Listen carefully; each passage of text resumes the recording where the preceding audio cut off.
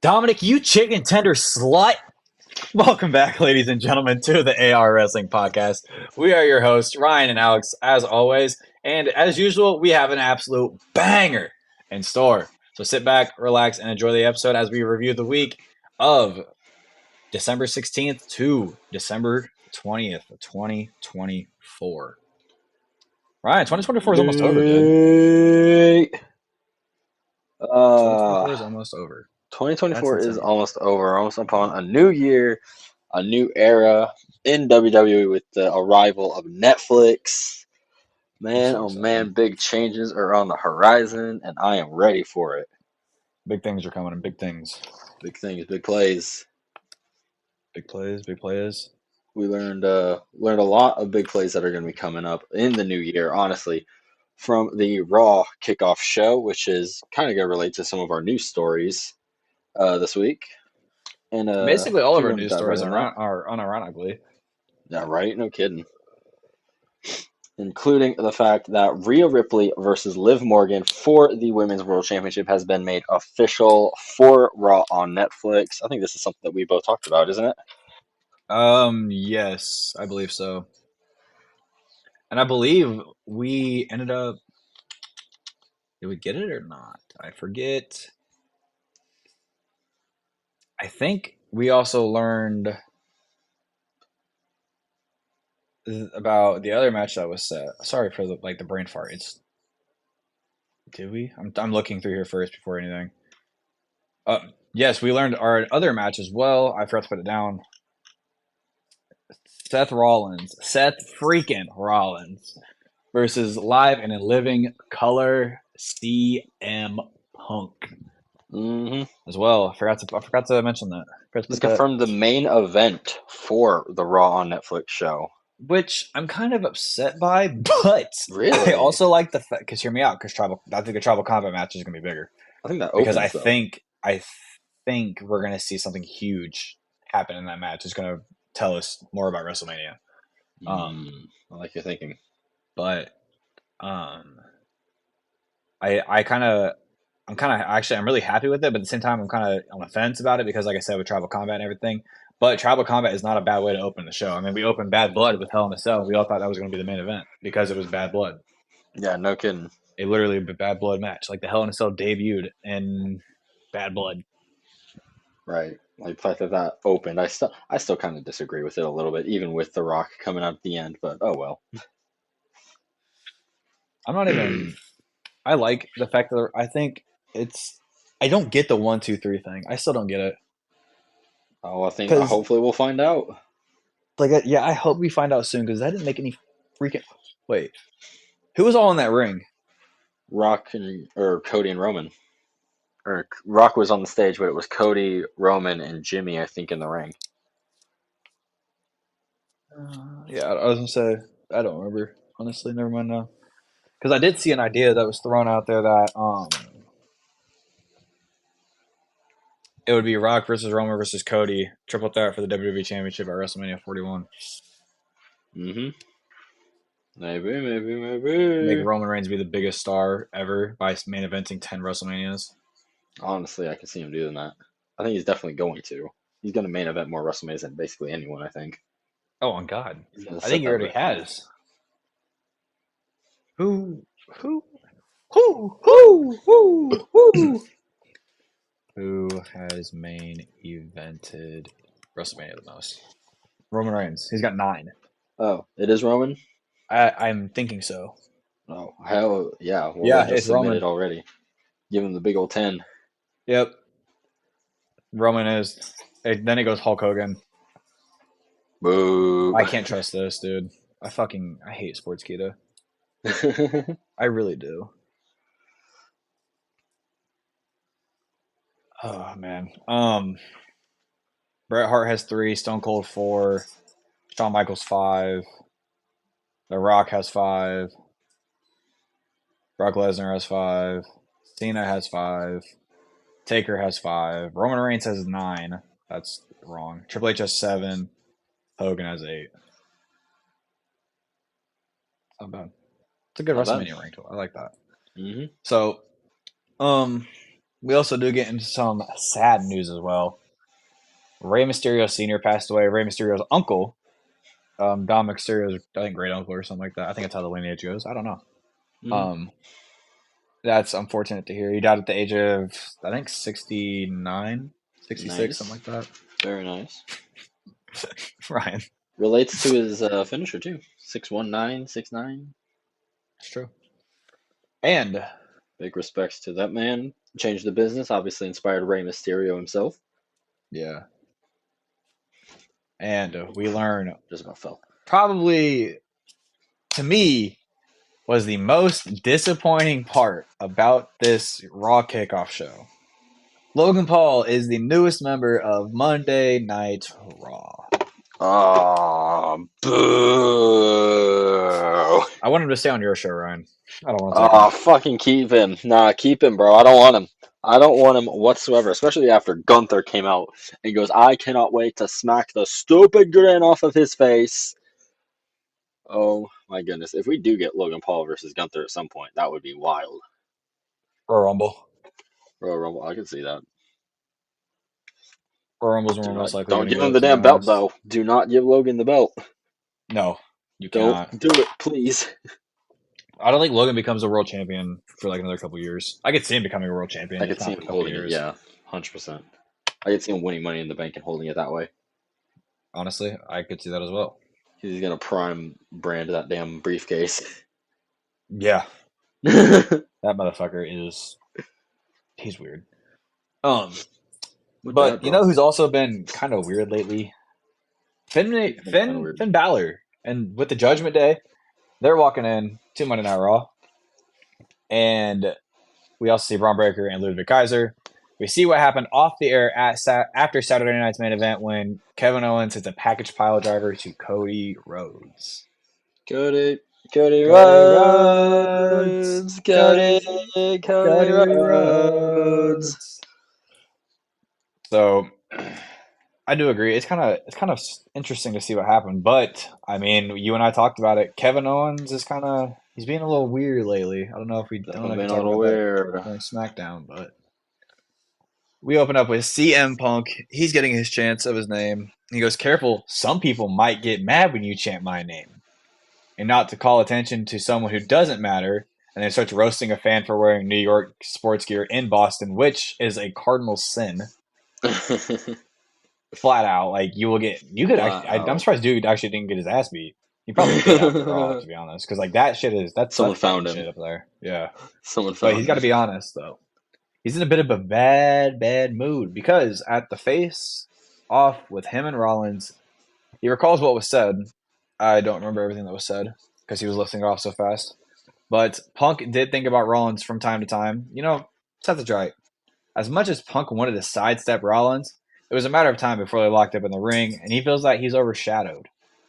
He knows at some point that stupid music is gonna hit, and the fans start singing Rollins a song. And he goes, "Yep, that's the one."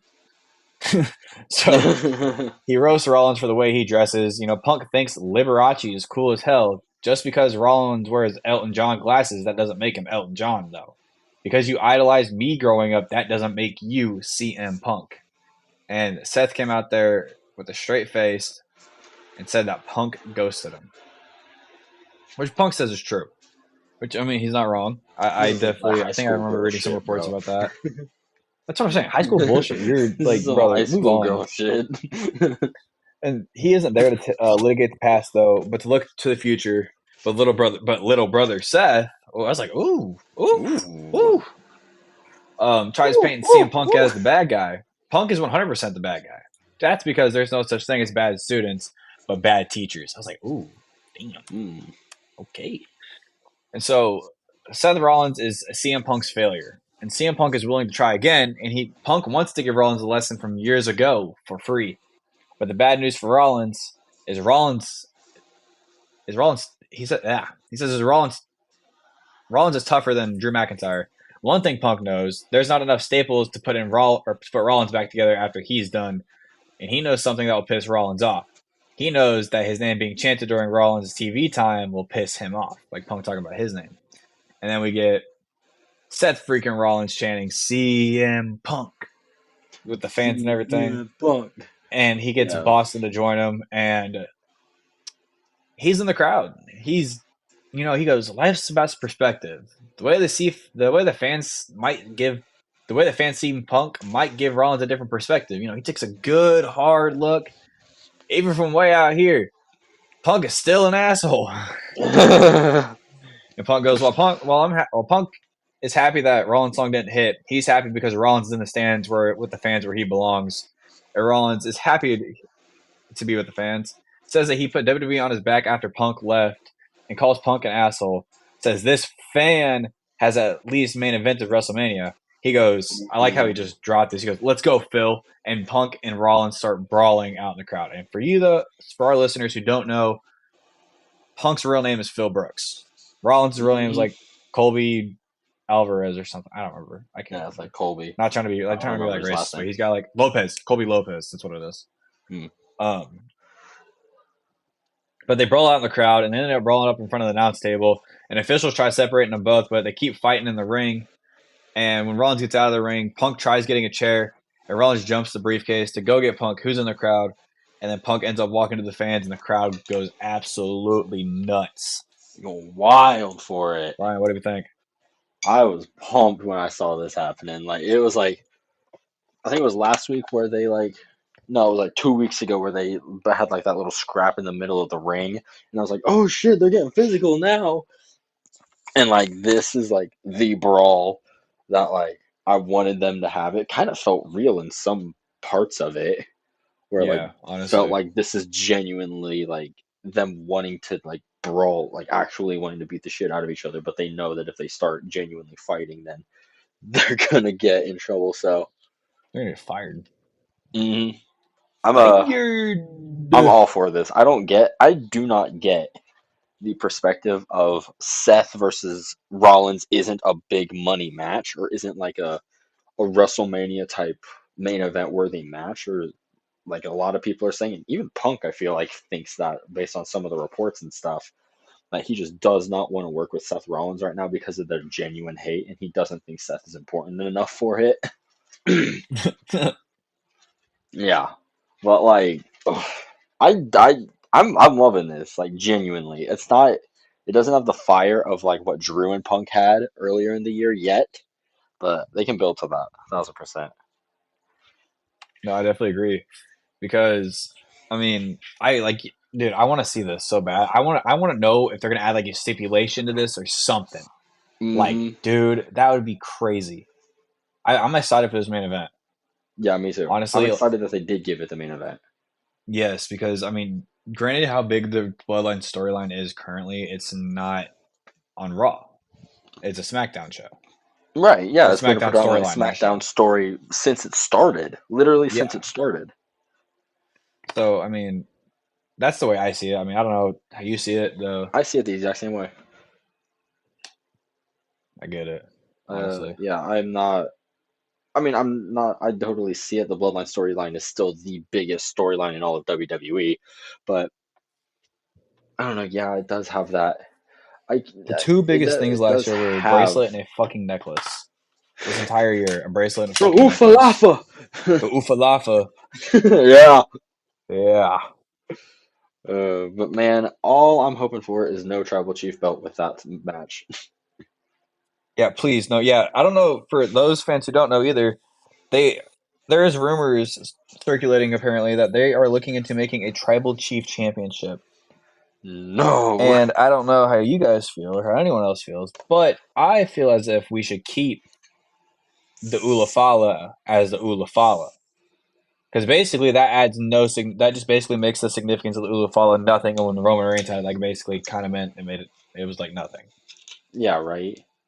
Like literally, what's the point of like fighting over the Ulafala then if you're gonna have the Yeah, what tribal was chief the entire championship? point if you're just gonna Then exactly? can They could have anyone done this a become tribal long fucking chief? time Can I ago. become tribal chief? Can R-Truth Right. become tribal chief? That would be fucking hilarious, I dude. acknowledge R-Truth. I would acknowledge R-Truth as my tribal chief as well, to be honest. Mm-hmm. I don't know about those haters, but I definitely would. So, I mean, Agree with I that. think overall, Punk and Rollins is going to do some crazy shit, and I'm excited to see it. Mm-hmm. But in the I'm same hoping that breath, they I do think, a trilogy with it. like they did with Drew and Punk. They're doing like a lot of, which makes me think that they might make the triple threat. I want to say like a triple threat, but like, how would you do like a best of four? What is that considered?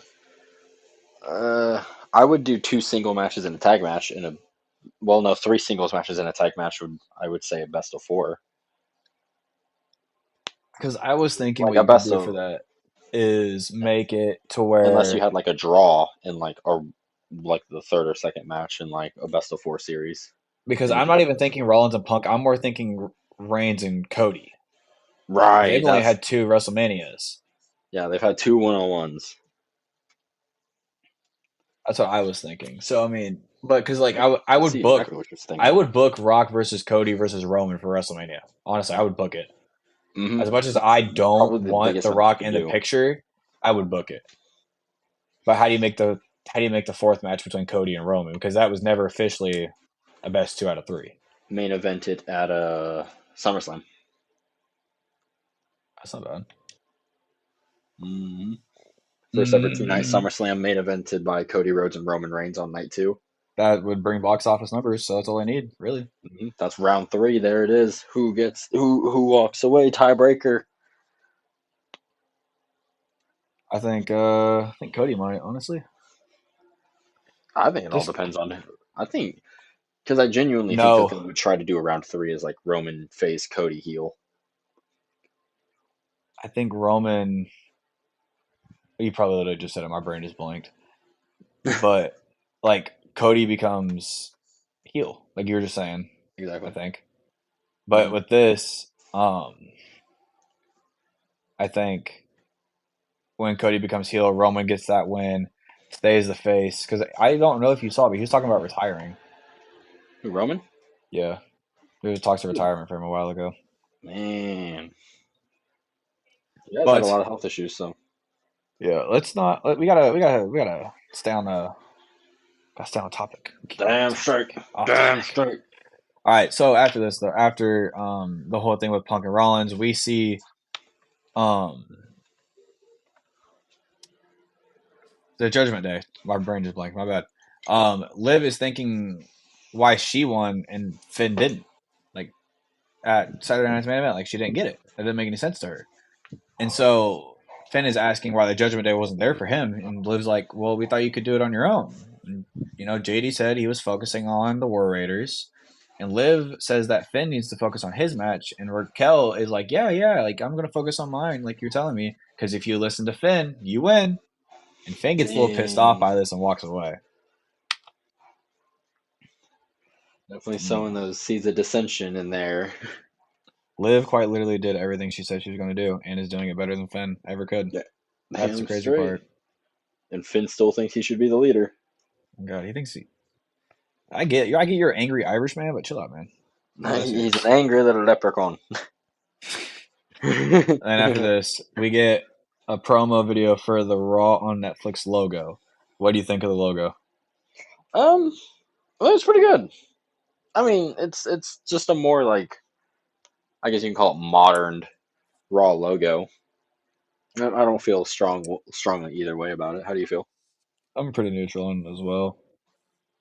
Like I think it could be better, but I mean it could be worse. So Yeah, like I can see why they've done it that way because it has like the N sideways in the background and like the Raw in the center of it. yeah. So Then after this, whatever. we get Rollins backstage, pissed off. Pierce comes in. Rollins wants Punk. Rollins wants the match like ASAP, no Rocky. And Pierce says for Rollins to stop and let him do his job. And then Pierce ends up walking away with Rollins screaming at him, which makes Drew McIntyre walk in, says that Roman's the same person. Everyone's enabling Roman needs taken out. Jey Uso, Jimmy Uso, Sammy Uso, Sammy and Uso. Rollins took Roman out of power. And you know who was by his side though? Jay and Sammy, because they're his friends. Drew isn't Rollins' friend. Rollins' friend. Rollins respects Jay and Sammy, and he's got to go do something Drew couldn't do, which is end CM Punk. So I was like, Mm. damn, damn. I And like so This kind of gave me an idea for WrestleMania. And I know that we were just talking about and your idea for Roman in the Triple Threat at Mania of like Rollins has said this several times, especially recently, that he was the guy that took Roman Reigns out of power a year ago just for him to like be brought back into it, and like he's had to be like talked down by Jay and Sammy. He's even had this interaction with Drew. I'm kind of wondering if we're going to be building back to a Roman versus Seth feud at some point, We could. especially Oh with my God! Roman Bring Mox! making the Bring Mox! move Bring Mox! with oh my god, bring back Moxley. but Bring Mox! especially with Roman making the move to Raw, it seems like He's gonna make the move because the money's better. I hate to say it exactly. like So if he that, but goes, it so if really he does go is. to Raw, and Rollins is there, then that opens the door for a potential Mania feud at WrestleMania, or no shit at WrestleMania. I'm dumb as shit, but Yeah, I know exactly what you're trying to say. So, um, but after this though, I will say, oh shit, go ahead. yeah. Sorry, I just had to. Sorry, but basically Roman gets moved to Raw, and Rollins is pissed off, thinking that Roman is basically invading Raw, trying to take it over now, and that's what bases off their Mania feud. Oh, That's what I was trying to that's say. pretty solid. I like that actually. He's like, "This is my show, my ring. This is Monday Night Rollins." Rollins. Monday Night Reigns would go hard. Monday Night Reigns, though. Monday Monday Night Night Reigns would go Mellow. hard. Monday Night Mellow would go tough too. I would love to see Monday Night Mellow. Monday Night Mellow. Give it to me. ASAP no Rocky now. Come on. Yeah. Talk. Yeah, let me talk to you. I would fuck with it. So now my question is, who like because I said Gunther and like just to kind of keep stars over there. Who do you push to Raw? Because obviously we've seen both world champions on the opposite brand talking about the trades. Like they were our kind of like our key to it. So what do we see? Who do you think goes over? Because I definitely think we trade world champions, obviously, which drags Ludwig Kaiser over. You keep hmm Jay and Sammy and Jimmy. Basically keep both bloodlines on Raw. Like that's a lot of there's a lot of moving and shit. Both So bloodlines are on Raw? yeah, Ooh. I don't know. you don't think so? Nah, I don't think so. I Do you would, think this ends at Monday Night Raw? This tribal combat, like it just ended at yeah. Raw? You really think they just ended at Raw? I think they put in a stake in it at Raw between Yeah, the Roman and Solo side of it. because tribal combat is if you beat the other tribal chief, you get the Ulafala. Exactly. And I think Roman's going to win that, and I think he's going to take the Ulafala and Paul Heyman to Raw. And then on SmackDown, we're going to keep Solo, Fatu, the Tongans. Maybe you move both Usos to SmackDown, honestly, and keep Nah, Roman nah, don't do as me his like own. that. Don't do me like that. I mean, Don't do me like I'm that. sorry, but if I get to yeah and yeet on the same show, brother, I'm gonna I'm so cry. happy. I'm going to cry. I didn't get all this Christmas merch for nothing. uh, No. But especially with the whole Drew McIntyre thing that we'll obviously get into on SmackDown, but I think that that's kind of going to be what because I definitely think Drew's going to SmackDown, and I think Drew's going to be oh yeah, pushed as the top guy on SmackDown, in my opinion. take the title off of Gunther. Maybe I I'd wouldn't be be down against for it. it. I want a legit Drew world title run badly with Badly. fans this time. I would love that, dude. I would go to that WrestleMania. I'm kidding. I don't have that much money. I mean, if it's an Anyways, indie, when it's an indie, anyways, um, we after this we got our Intercontinental Championship match between Ludwig Kaiser and Braun Breaker. And basically, before Braun's entrance, we see a replay of what set up their match. Kaiser slapping Breaker, and then Breaker gets held back by security, quite literally walking them, dude. He he's just that was insane. a dog. We see Breaker in control in the beginning. Then we go to commercial, come back. Kaiser's in control. And Kaiser keeps trying to dodge Breaker, but gets caught. But here and there, he makes very, very quick work of Breaker's shoulder throughout the entire match. It's kind of, it humbled Breaker. Like he didn't have much, he couldn't do his normal stuff, but whatever he did, he landed and he hit it hard. So, we also do see, the infamous Breaker jumping from the apron onto the announce desk. That dude is a superhuman. But every time Breaker kind of goes to counter towards the end of the match, Kaiser goes right after his shoulder, and Breaker runs the ropes and then runs into Kaiser, setting up for Breakensteiner. And throughout this entire thing, like with Kaiser hitting his shoulder, he has been babying his shoulder. Breaker's been babying this entire time, but as Breaker babies this, it obviously he's not his full self. So Kaiser's able to set up Breaker to run the ropes, but Kaiser runs the ring and no one's there. And Breaker runs the ropes to super spear Kaiser for the win. Damn straight. But bro, this was a fun ass match, bro. Honestly, I see why you like Ludwig Kaiser so much. Like he's underrated. He is underrated for sure. 1000%. Kaiser. Ludwig Kaiser. Love this dude. And honestly,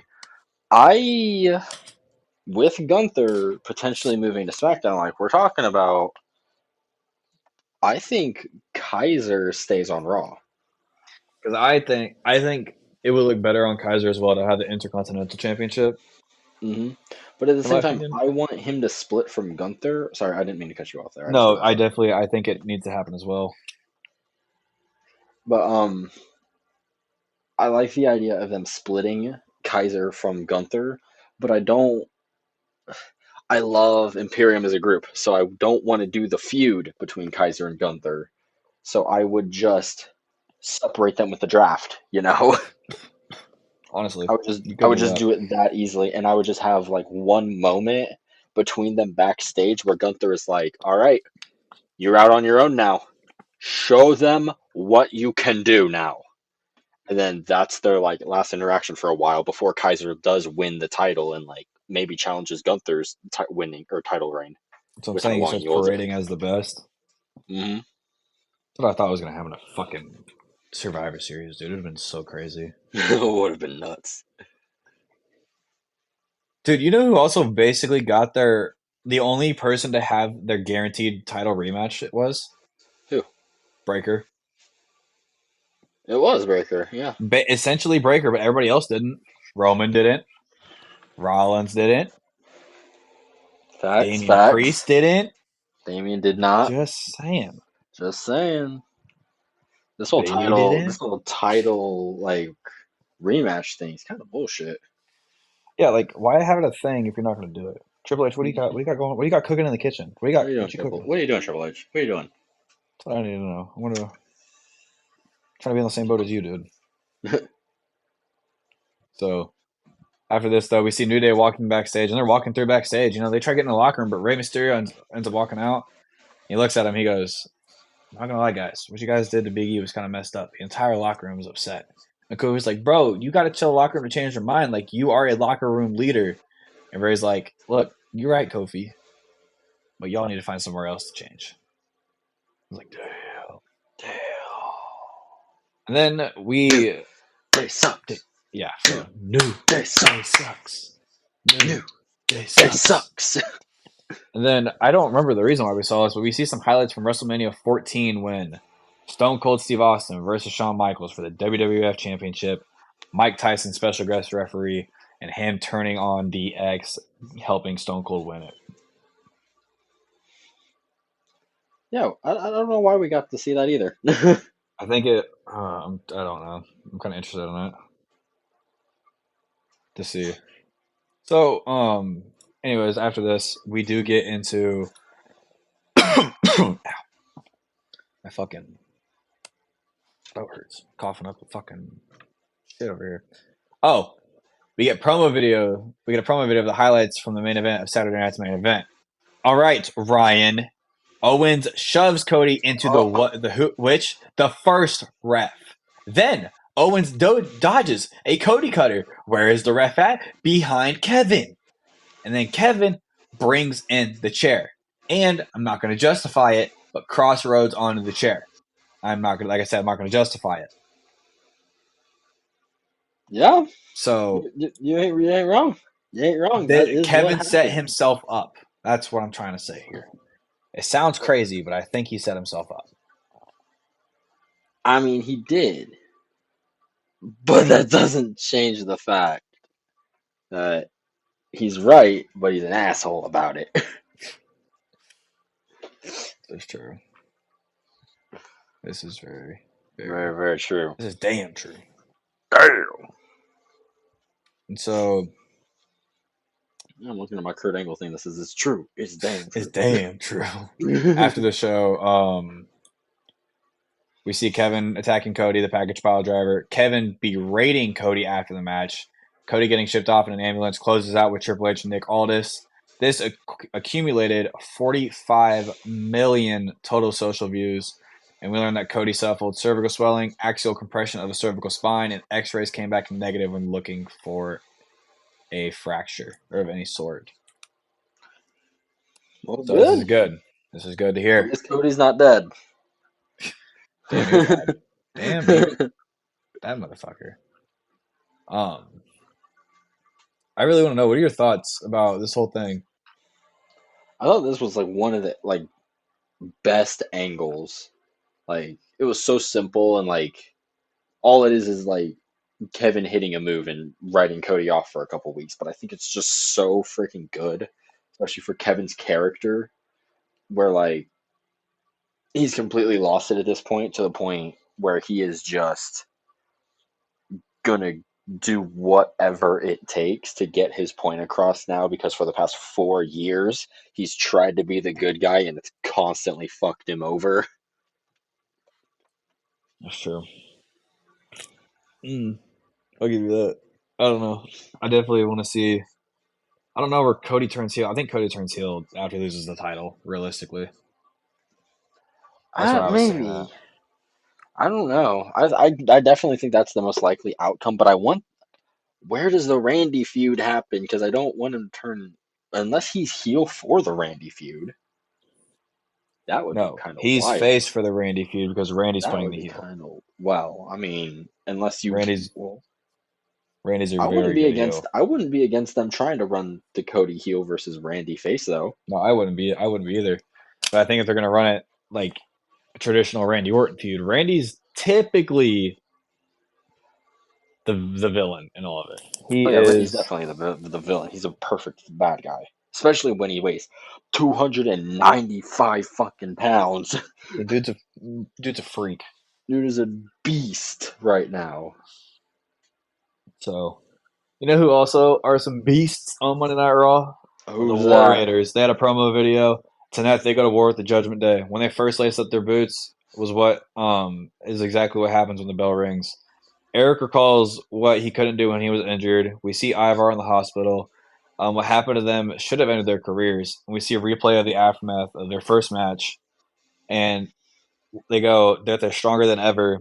And their moment has to be now, and the only way they can prove what they want is winning the World Tag Team Championships.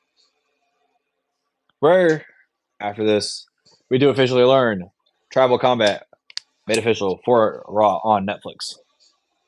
Mm-hmm. The Oofalava. The Oofalafa. Hope I'm not being too offensive. And then here we see Kathy Kelly with Adam Pearce, and she asks Pearce about other matches confirmed for January 6th. And this is when we learn we get Seth freaking Rollins versus CM Punk.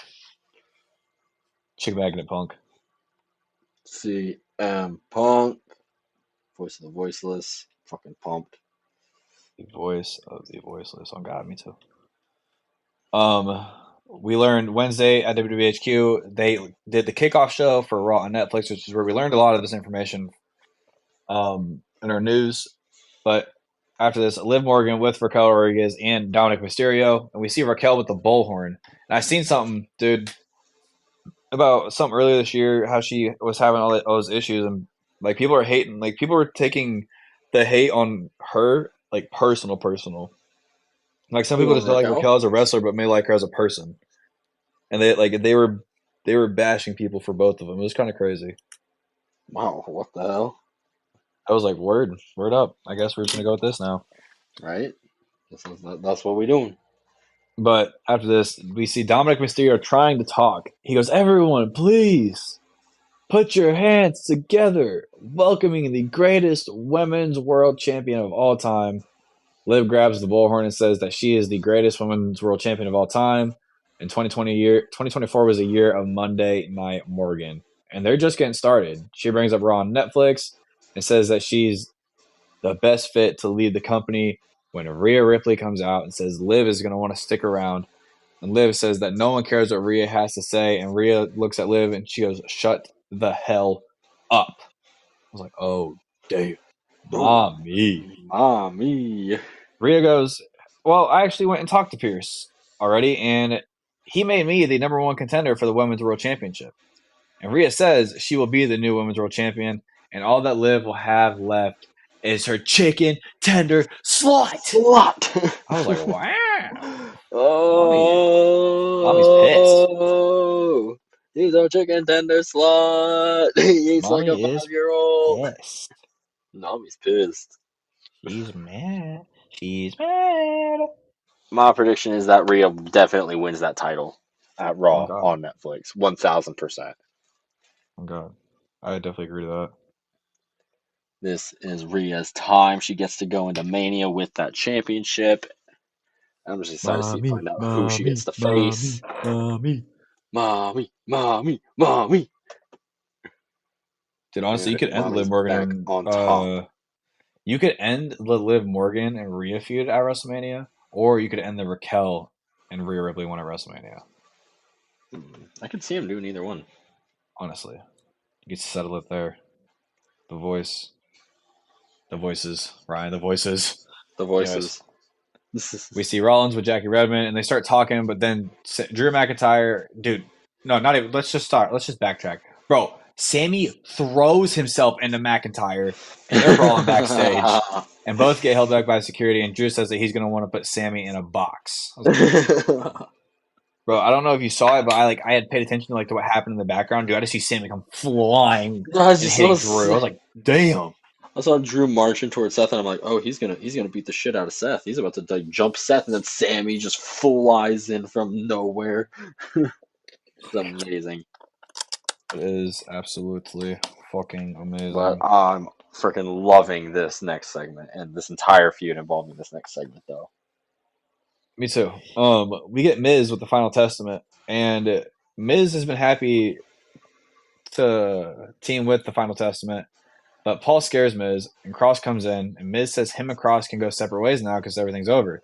But Cross says this whole thing with the Wyatts ain't over till he says it is. Cross says that the Miz is going to fight Dexter Lumis next week because Paul saved Miz twice. Paul says that he owes the Final Testament. Miz owes the Final Testament. So Cross gives Miz his flowers, and Karrion says that they're gonna keep after the Wyatts. And Cross says when you make a deal with the devil, you don't run out on it. I was like, oh, okay. Cross looks like Wolverine in this too. He did. He looked And just like then Wolverine somewhat. after this, actually, hold on. When do we get? Do we think over these next few weeks we get matches from like the entire Wyatt Six and um the Final Testament? Like we get. Let's see here. If we do math right, there's one. Yeah. Okay. Perfect. So we get like Rowan versus Miz, Gacy and Loomis versus AOP, and then Howdy versus Cross. But we also get Scarlett versus Nikki Cross Mm-hmm. over the following weeks leading up to, let's say, Royal Rumble or Saturday Night's main event. Right. Well, I Make mean, that a match. based on what they're doing right now, it looks like they're going to do Dexter versus Miz because that's the match that gets made official.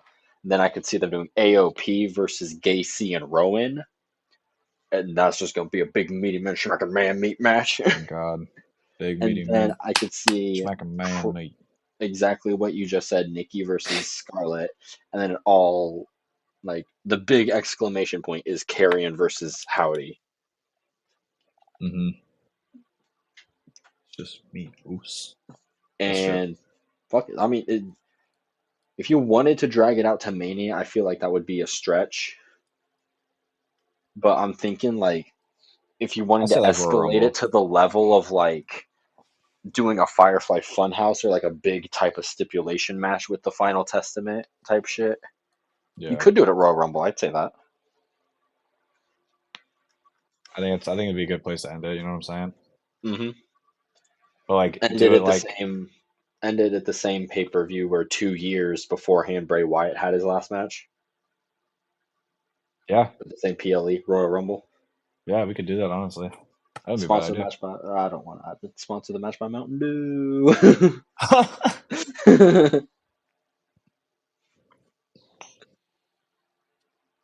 That's wild. That's actually kind of funny though. uh, And so after this though, we get the first round number one contenders for the Women's Intercontinental Championship tournament. I think it's like the fourth match, third or fourth match. We see Raquel Rodriguez versus Zoe Stark versus Kaden Carter. And Raquel takes control quick, and then Carter tries to flip Stark, but gets super kicked. And Carter is basically just showing off some flashy offense. Goodness gracious. Before getting planted, but Raquel is able to stop a pin and drops Carter onto the floor outside. Zoe's able to hit a crossbody on Carter and Rodriguez, but then Raquel starts taking over for a Tahana bomb before Stark comes in and hits a Z360 for the win. Zoe Stark man, moving on to the um, semifinals. not who I expected to win this for sure. I thought it was for sure being Raquel. I'm actually kind of okay with this. I am too. I'm not against it. I just thought Raquel was going to be the winner. I did not see Oh Zoe god, me Stark winning too. this at all. Yeah. So now I think that is Lyra, Dakota, and Zoe as the three people going on to semifinal rounds. And we got one more be decided next week. And if Natalia wins it, Silent Rage will be happening. Maybe not silent because I'll be on here ranting about it. That's true. Dakota needs to win it. The Dakota needs to baby win it. rage is gonna turn into adult rage. Dakota, Dakota, Dakota. That's what I'm saying. So after this, we see Alpha Academy, and Maxine is she asks Truth about the commercial, and Truth says, it was amazing. Says his match against Butch was easy, and then Pete Dunne walks in and threatens Truth. And Otis gets in between them, and Truth looks at Butch or Pete Dunne. He goes, "Butch, please," Butch, please. which makes Pete Dunne walk off, and then we see American Made walk in, berating Alpha Academy, and Gable calls Academy or Alpha Academy pathetic, and Otis is telling Gable to shut up, and Gable wants to fight them all, but he's going to start with Tozawa. He also wants to take out Otis as well, but like I said, he wants to take out Tozawa. How are you going to go after the Winkling? Go after How Otis. are Your you gonna issue's go been after with Otis. Tozawa like that, bro? What'd Tozawa do? Yeah, your issue um hasn't been with Tozawa. It's been with Otis. What the hell? Make it make sense. Exactly, bro. So, anyways, I think Otis is going to absolutely fucking demolish Gable as long as American Made doesn't get involved, but we both know that they're going to. Hmm. I can see that happening, but I do want this. Do it. Fuck it. Do it on the Raw on Netflix. This is the biggest match you could do. Oh God! I've been Tribal waiting for Combat, this one, dude. Rollins versus Cody or Punk. Nah, we need freaking Otis beating Gable finally. Everyone barred from ringside. Otis hits a worm for the win. What you think? Otis, let's go. Yes, for 1,000%. Anything that gives Otis that big win. And then after this, we see a Chime sponsored video or promo video of the Judgment Day. Highlights of their matches or basically their title reign. And so that's not basically the talking point besides the end of the main event. The talking point of Monday Night Raw was a promo video with a zero with like a slash X around it, whatever it was. Who do you think it is? It's like a zero with a slash right through it, The and it zero with a flashes. slash through it. I only know of one wrestler who has zero in his gimmick, and it is Penta El Zero Miedo. that we've been talking about for the past couple of months. This is my prediction for it. I think it's gonna be Penta. That's what Twitter is thinking as well. I think that is genuinely the most likely option, and he's the biggest free name on the market right now. I would say at least. Matt Cardona technically doesn't have a contract yet, but there's rumors that he signed with AEW, so I would say maybe Matt Cardona. But yeah, Penta for sure. I'm trying to figure out what it means because I saw something that actually related to Penta, and like it kind of made it make sense to me. Zelda stop. Um, where we go? I don't remember what it was, but like it made sense, and so I think it's Penta as well. Kind of sucks that we don't get Ray yet, but if we're gonna do Penta, like I would bring Ray Phoenix as well, but you I would. can't No, you definitely can't. because Penta could definitely be a singles guy, 1,000%. He's ran somebody tweeted singles. a picture of a graphic, like the graphic they made themselves, Penta versus Rey Mysterio on Monday Night Raw. Oh my God, please, bro, please, please, please. Yeah, That'd be so everyone's saying Penta. good. But yeah, no, Penta's definitely been a singles guy before in Lucha Underground, a promotion that I haven't watched a single episode of or a single match from. I've heard that he was like the top heel of Lucha Underground, and he was really good in there. And then every time that I've seen him have a singles match in AEW, I have yet to be disappointed. I'm excited then to see Mhm. Penta. So where do you think he 1,000%. debuts in? Raw on either Raw on Netflix or the Royal Rumble. In all honesty, because I think Royal that Rumble, I there's think it would run the whole gimmick of the zero with the slash though. You know what I'm saying? yeah, potentially it could, That's what I but think. But I don't know about you. I, I don't know.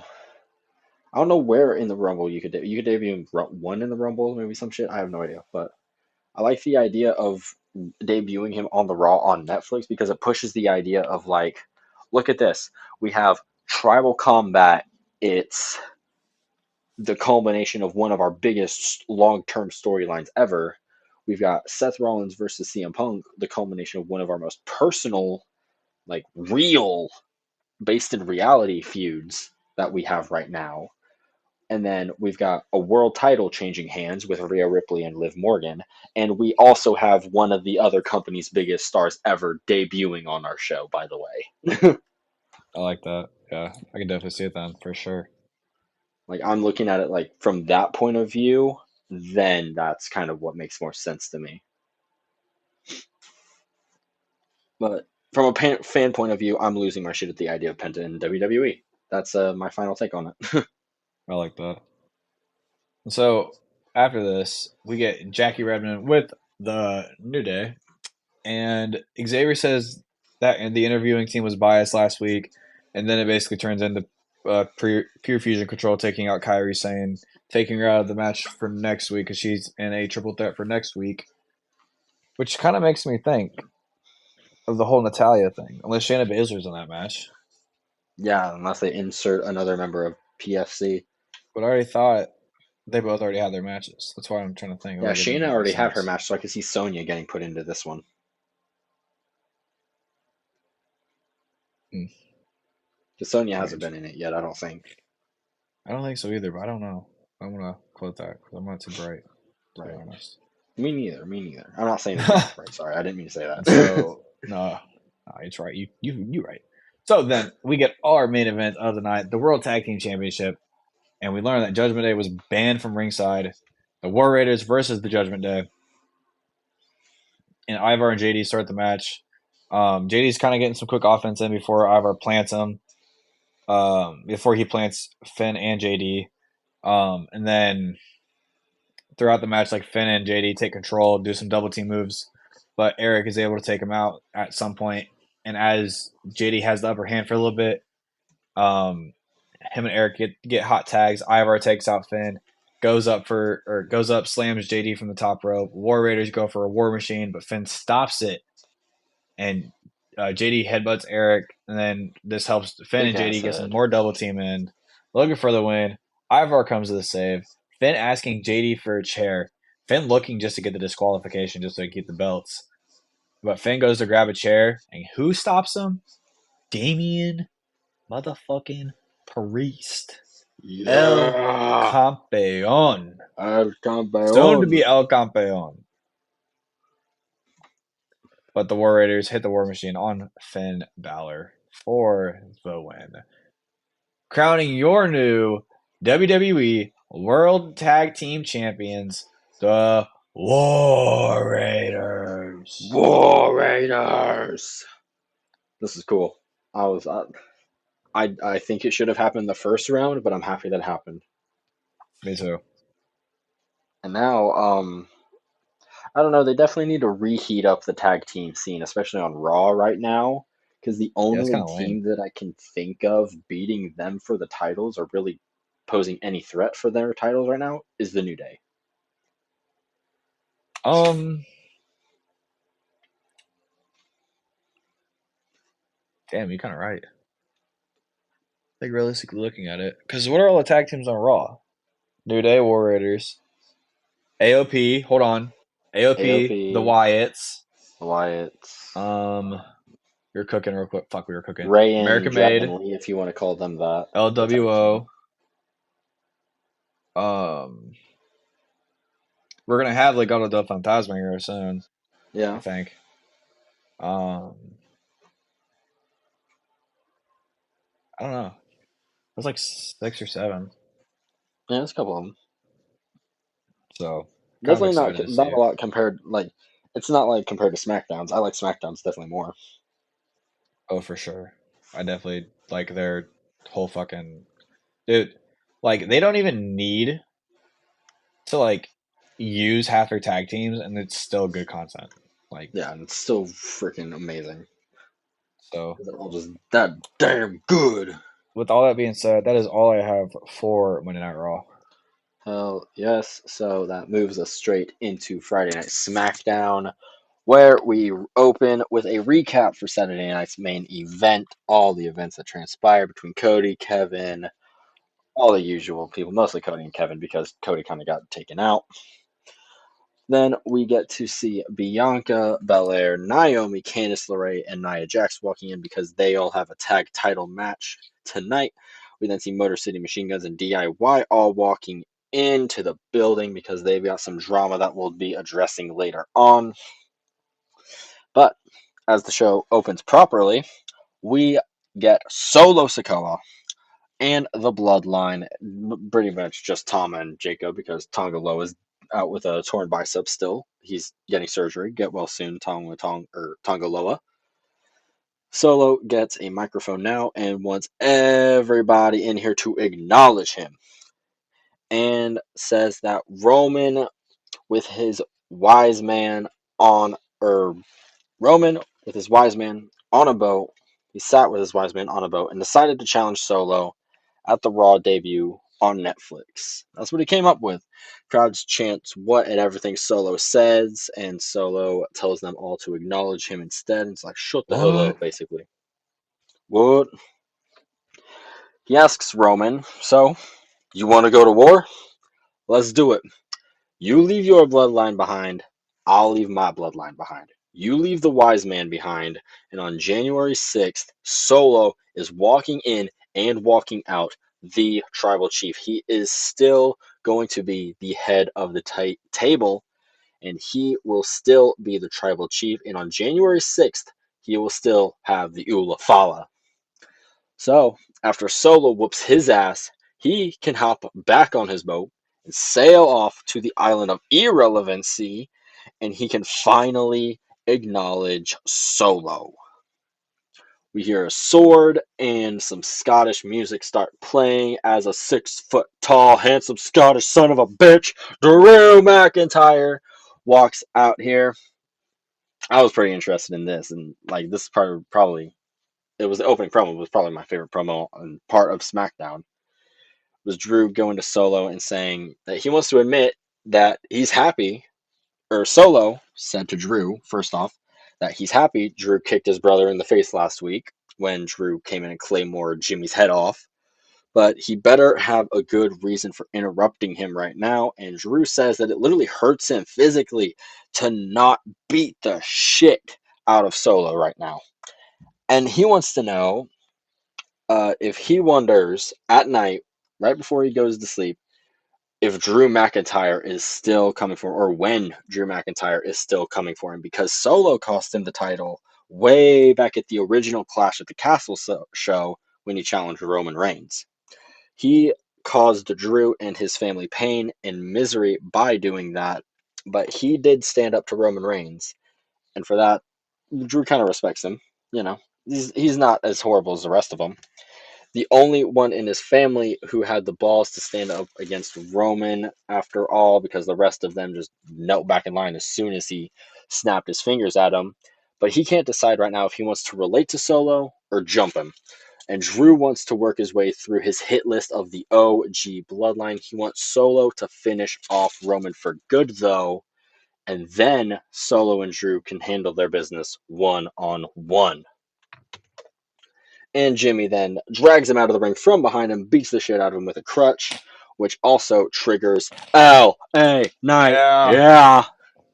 Andrade El Idolo and Apollo Crews to run out, and they start a brawl with the OG bloodline, and that will lead us into our next match. But as I finally get to take a breath, Huh. what are your thoughts on this whole Drew McIntyre thing? I like it.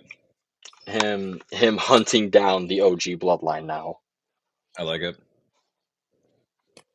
Big fan. I It's an eventually easy want to build see him. off to him and Punk, Mm-hmm.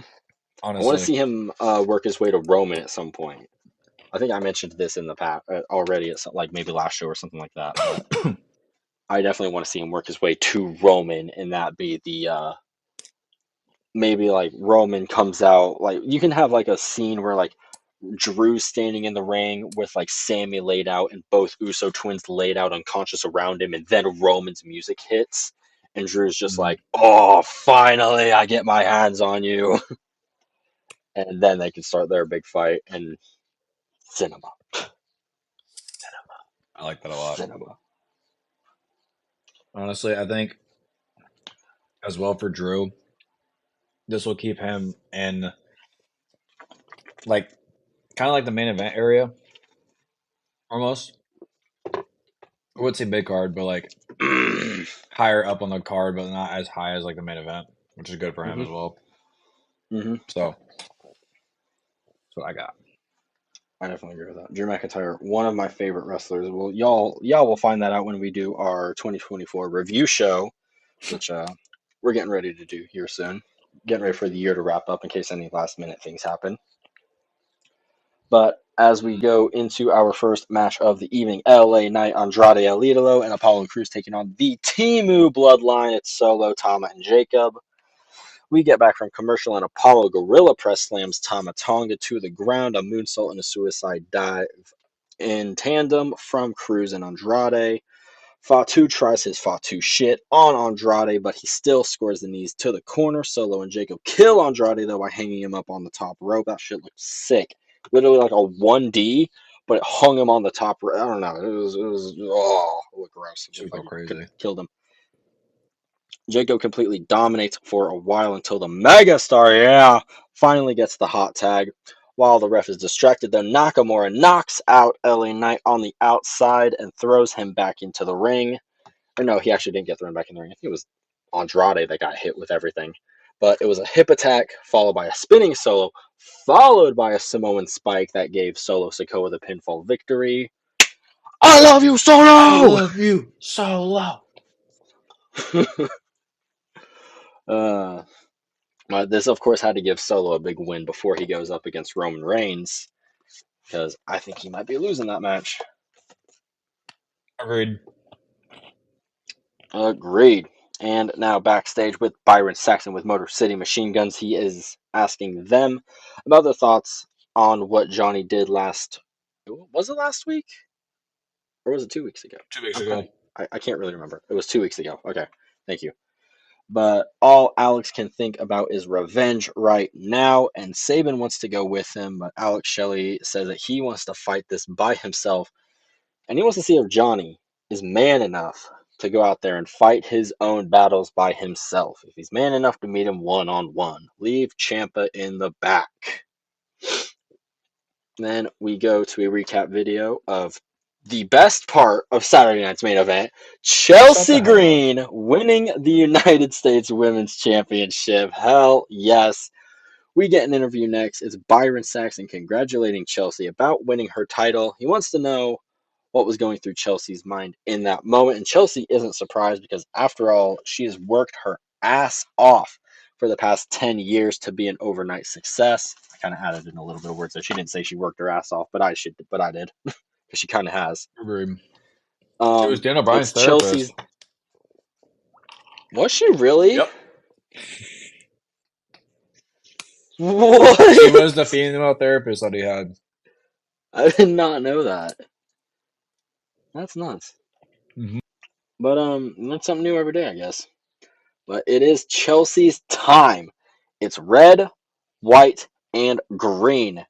She gets asked next, how does it feel for Chelsea to be part of history, like be compared to the likes of like Harley Race and all the past United States championships, past United States champions, sorry, and wants to know what's next for her. Chelsea says again that she isn't surprised to be compared with all of them, and what's next is that she's going to Disneyland. Hell yeah. Me too. Then, good for her. We now get a video showing everything that happened involving Cody Rhodes and Kevin Owens, involving the package pile driver. And I still want the move to come back, at least for Kevin Owens to use by himself. And now Kevin Owens holding on to the Winged Eagle title still. We get a promo from him in the backstage area. And he says that what happened after Saturday night's main event was not his fault. There are many people you can blame. You can blame Cody, the referees, Nick Aldis, hell, even WWE management. Kevin was screwed out of winning that championship. He should be standing here, WWE champion, right now, but he isn't. But he looks, but he took the Winged Eagle championship because he deserves it. He says that it's his now, and he isn't giving it back until he gets what he wants. Everybody needs to understand that you can only push a man so much until they snap, but it's okay. It's okay because Kevin hasn't snapped yet. Because trust me, it can all get so much worse, and nobody wants to see Kevin snap. And he wants all this and WWE management to understand that what happens next is all on them. That's We insane. did get confirmation that on the holiday tour, or not, maybe not the holiday tour. Maybe it is a holiday tour, but at some point, like Kevin Owens is going to be defending this Winged Eagle championship, essentially. Are you serious? Yeah, like I'm pretty sure that That's I'm actually pretty kind of nuts. sure. That's kind of nuts. I like that. Yeah, I kind of, and see, this is like where I want to like maybe bring up the Tribal Chief Championship again on what a good way to introduce, not introducing a new championship is what this is. This is just Kevin Owens being psychotic and refusing to give this title back. Agreed. He stole this now, and they need to get it back. But I like the idea of him taking it and being like, "What do you mean? I got screwed out of the real WWE Championship, so now I'm going to take this, and this is my new WWE This is Championship, mine. and I'm counting this is mine. This is my World Championship." And yeah, now Triple H has to send people after Kevin to get it back. My God, hmm doing it for the business. And for the business. Now, backstage, we see DIY talking. Ciampa thinks Alex Shelley is dumb for wanting this grudge match against Johnny because, after all, you can't win the tag titles in a singles match, dummy. Yeah. Yeah. Gargano is pissed, though, because Shelley wants to challenge his manhood. After all, he brought a damn kid into the world. Says he's all man. Made a kid, bro. Even Ciampa made a kid. Alex wants to do this on his own, though, so Ciampa needs to stay right here so that he can prove that he isn't that 18-year-old kid anymore. And Ciampa says, all right, I'm going to stay right here. I ain't going to move, and I'll be good. I promise. And, man, I could see the noses growing as they were talking. And it was Pinocchio. Pinocchio. And now we get kind of just a weird, I thought at least a weird ass segment And it was the Grayson Waller effect with Braun. Or sorry, I did not do that at all justice.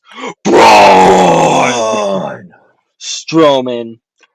Grayson says before all of this that he always gets the biggest scoops, and tonight he has the first transfer to Friday Night SmackDown as his guest. This is when Braun's music hits, and he comes out dressed as Santa. And he's throwing merch into the crowd, big old Santa Claus man. Yeah.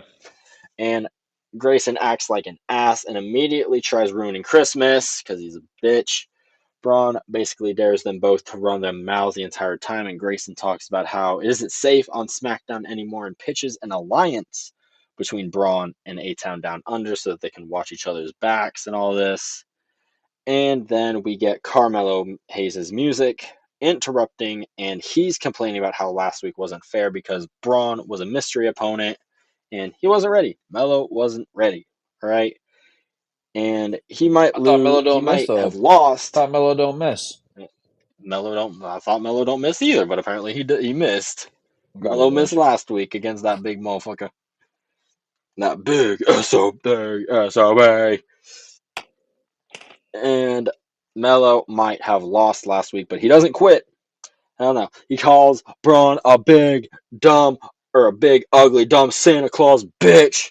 It says that he's ready now and wants to run it back. Braun wants to show him what the Braun effect is and starts chucking trees from the set at Carmelo Hayes. We then move to a match that got made official right afterwards. It's Carmelo Hayes versus Braun Strowman, round 2. So maybe Melo's the guy that gets thrown into best of 7 feuds now. We'll see how this goes. But I'm not against it because Melo's a damn good wrestler in my opinion. Oh God. In all of this chaos in the match, Melo has the bright idea to run away from Braun at the start, Braun drags him by his hair though back into the ring. Melo begins working on the knee because if he can't stand, he can't fight, obviously. Melo mocks Braun Strowman's Express by jogging around the ring, but eats a gigantic boot for his trouble. They start brawling on the outside as Braun whoops Melo some more on the outside. Jessica Carr, the referee, counts up to 9. Braun literally just chucks Melo over the top rope, and he hits the ground just as the ref hits 10, but Braun is still on the floor, and that means he's counted out. What are your thoughts on that finish, real quick? Giants playing dummy. We've seen it before. Giants playing dummy? We've seen it before. Really? I don't know. I can't remember ever seeing this finish before. I thought it was pretty cool. It's happened with Big Show before. The Big Show. Well, my bad, Paul White. My bad, Paul White. It's the Big Slow. Fucking The Rock. But Melo then trash talks Braun afterwards because obviously he won. But Braun God. starts chasing him and he runs away through the crowd. Braun gives chase though, like I just said. We then cut backstage to Nia Jax and Candice LeRae talking about their title match tonight. Tiffy Time walks in saying that she can't wait to be ringside when they win the titles to celebrate. But Candice says she and Nia want her to wait in the back. Poor Tiffy Time. Maybe watch the match to see what a championship win looks like. And in fact, if she wanted to be helpful at all, she would go get some champagne and some hors d'oeuvres ready for them when they do win and get backstage. Ooh, poor Tiffy Time. I'm ready for that cash in, though. He'll be soon. Don't worry. I'm pretty ready for it. Now we get Melo running backstage, still trying to get away from Braun. And he barges past Legado del Fantasma, and Santos gets in Braun's face for a second, saying that he's not going to snitch on where Melo went. And then Braun walks past Pretty Deadly, where they ask him about his Yes, part in boy. Yes, boy! And they ask him about his part in Pretty Deadly, the The musical. musical. And Braun screams that he doesn't care about the musical, which, how could you, Braun? And serves him right because he gets attacked by Melo with a chair from behind. And he just runs away, and because Braun gets right up afterwards and continues marching after him. And grudge match next because Alex Shelley versus Johnny Gargano out in the ring now. Um, we start off with Corey Graves and Michael Cole explaining the history between them, and Shelley and Gargano trade some quick offensive moves in the beginning. After all, they know each other left, right, and center. They trained and were basically learned to wrestle together. Yeah, for real. Shelley is able to scout most of Johnny's offense and even tries to apply the Gargano escape to him, his own submission. Johnny turns it around after lawn darting Shelley into the damn turnbuckle, which I thought was pretty savage. Ciampa arrives on the apron though to distract Shelley as he gets on the top rope, but is chased away by Chris Sabin, and Johnny rolls through a top rope crossbody to get a surprise pin for the win. Let's go, Johnny. Let's go, Johnny! I I'm love the wanting. DIY. I do too. I just noticed. I realized that they got like a remix to their theme too. I thought was pretty cool. That's what I was talking about. Loving it. But I want this to eventually build to. If we want to build up the tag division, you could. I'm not against doing like a tag stip. Excuse me, doing like a tag stipulation match between these two teams. I wouldn't be either. Something along the lines of like uh just a no holds bar, like a street fight between the two teams. A tag team cage match, tag team Hell in a Cell match, some shit like that. I think it could go crazy with these two teams at the center of it and the titles. Still cage, but you win. You change the stipulation to where you win by pinfall in the ring. Because fuck Mm-hmm. escaping from the fight. Yep. Fuck escaping from the fight. I'm not a fan of WWE's rule on that in their steel cage matches, but it's the only gripe against those. And we then get, because this was after the Raw Netflix kickoff show at WWE HQ, which if you looked at the setup for it, it was pretty badass looking. Honestly, it Where was. we learned all of the following events took place. Logan Paul, officially part of the Raw roster, like we talked about in the news at the beginning of this episode. Gunther said that he wants to smack the stupid smirk off of Logan's face. Rhea versus Liv for the Women's World Championship title is made official. Paul Heyman comes out to confront Solo and the Bloodline, talking about how there can only be one tribal chief at the end of it all. And CM Punk versus Seth Rollins is made official as the main event for Raw on Netflix. Again, most of that stuff we talked about at the beginning of the new when we went over the news at the beginning of the episode. The news. The news. We get to our main event after this. Now, it is a women's tag team championship match. It's Bianca Belair and Naomi, her new partner, filling in for Jade Cargill now because of the whole who attacked Jade. I Naomi. still think it's Naomi. Naomi. Naomi. They are taking on Candice LeRae and Nia Jax, our Queen of the Ring and our WWE Women's Champion. Bianca tosses Candice away at the beginning of it all and calls for Nia Jax to get in, and we see Tiffany Stratton watching from backstage. Nia whoops on Naomi for a little bit, and Bianca shines off of a tag for a second, but she is defeated by Teamwork as they keep her from getting to Naomi. After Nia accidentally wipes out Candice, Naomi tags in and drops the Queen. Nia and Naomi stop each other's finishers, and in the process, Nia is busted open in all of this. Like, she hits the freaking ring apron, or not the ring apron, I'm sorry, the ring post. Forehead starts gushing blood there after a second, and Bianca is able to score a 450 that she beat Piper with, and Nia kicks out of it. This is when Tiffany Stratton literally struts down the ramp with her briefcase, and in the chaos of it all, Naomi is able to score a split-legged moonsault for the win, and Nia's wiped out on the outside. I thought we were going to get something with Tiffy at the end of this all, but it literally closed out with Nia and Bianca just holding up the tag titles. Like, honestly, that was it. I was expecting a cash in, I'm not gonna lie. I was expecting anything with literally anything, to be honest with you, with like maybe an angle where like Nia is pissed off at Tiffy and she maybe just shoves her to the ground or something, like literally anything. Yeah, But do something with it.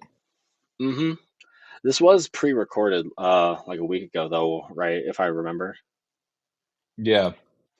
So yeah, I could see why they didn't do like a cash in the moment there, but I'm surprised that they didn't even like tease it. Well, I guess they kind of did with Tiffy walking down the ramp, but anything with like a more like actual interaction, I feel like would have been better. Oh God, But maybe that's just maybe a little gripe on my end. a little bias. A little biased, little biased. I am ready for Tiffy to win that I'm ready title for though TV and go time. on to main event WrestleMania against whoever the fuck wins either the Rumble or the Chamber. I'm ready for TV time all the I am time ready because for it it to needs be to be Tiffy TV time time all the right time, all now. the time. Damn straight. Ready for her to be officially recognized as that main event player on the women's roster. Oh God, she's already gotten her push. Just keep pushing her. Just keep her going. Just get her to the title now.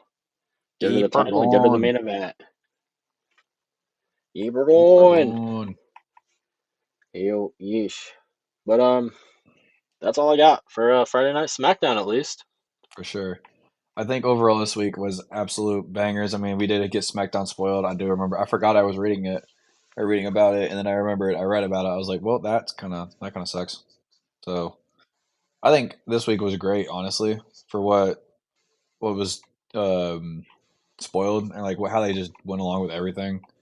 I genuinely think that at some point they're gonna do um, Nia versus Tiffy and just flat out do the title feud because Tiffy cashed in on Nia.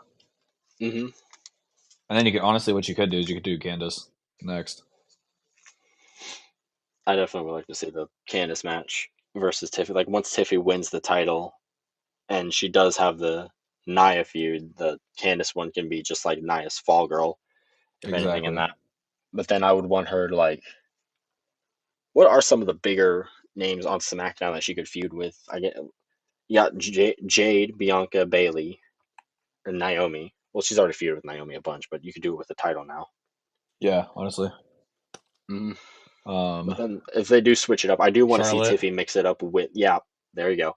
That's number one on my list. I want to see her mix it up with Becky and Charlotte, as well as Rhea. For Rhea is the big one. Hmm. I want Tiffy versus Rhea bad, but I can see why they don't want to do that because I can see you wanting to push those two as their two separate heads of the women's division. Definitely. So, Like your next coming of a Rhea and or not a Rhea. How is Rhea the next coming of Rhea? Of like a Becky and like a next coming of the four horsewomen in yeah. Bianca, Rhea, Tiffy, and you'd say like Jade, honestly, in my opinion. Or Io. I would do Io. Rhea, Tiffy, Bianca, and Io maybe. I agree. Like a strong contender for your next generation of your quote unquote four horsewomen, Yeah, in my opinion. I agree with that. I would do Bianca, Tiffy, Rhea, and honestly, I would do Liv. Ooh, Liv's a really good one. Liv is a really good one, to be honest with you. There's a lot of really good women you could throw in there, but I think the three that you have to have is Bianca, Rhea, and Tiff. Yes, for sure. So that's what I got. Hell yes. But that all we got for this episode though? I'd say so. Oh yeah. All right, ladies and gentlemen, thank you for listening to Thank another you. episode of the AR Wrestling Podcast. Thank y'all for listening and tuning in for an entire year. Thank you for 2024. It was a banger of a year all in 2024. total. I think we got Yes, like sir. one more review show that'll come out this year, maybe. We got I think our one. review show, and then we got our yearly review, and then we're done. Yep. Yep. I only got like one, so one or two more shows, two more shows. I think it's is then that are coming out this year. And then we get the new year, maybe. Well, no, the 2024 review is probably going to come out in 2025. So probably only about one I will get it episode edited left. before then. Actually, I like that. But but like I said, ladies and gentlemen, we are about to wrap up 2024. So thank y'all for another banger year. Make Oh sure God. y'all go to the socials. X is AR Wrestling underscore. Instagram AR underscore Wrestling underscore. Check out Apple, iHeart, Spotify, everything. Podbean, AR Wrestling Podcast. Put it in the search engines. Going to YouTube, AR Wrestling 1020. Check out everything on there. We post all of our episodes on YouTube as well. Once again, ladies and gentlemen, Merry Christmas, Happy New Merry Year, Christmas, Happy Holidays, Happy New Year, whatever it may be. and thank Thank you! you!